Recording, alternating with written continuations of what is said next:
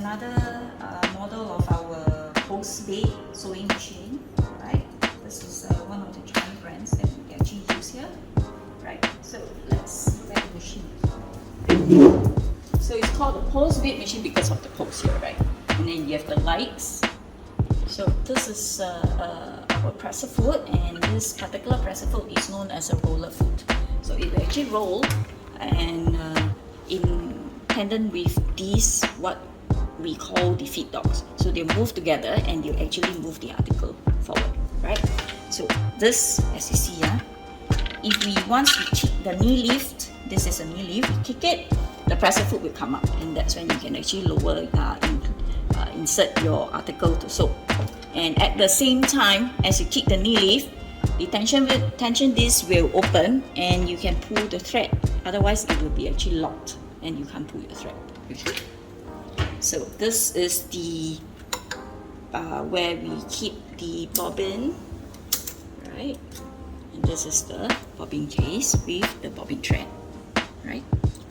So we insert through the slot and then pull it behind the lever, and then it will come out into this notch here, and then we'll insert it, and then we lock it, and that's it. So you want the thread, your bobbin thread for all machines, right? Your bobbin thread needs to come out from the bottom. So we pull the wheel forwards towards us, and once it will engage the bobbin thread, and then it will come out, and that's it. And you're ready to start sewing. This is the main switch. You turn it on and then you see the light on. So do not touch any of the other buttons, only the on-off switch.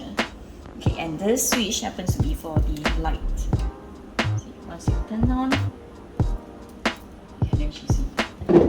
Right, so now we want to test.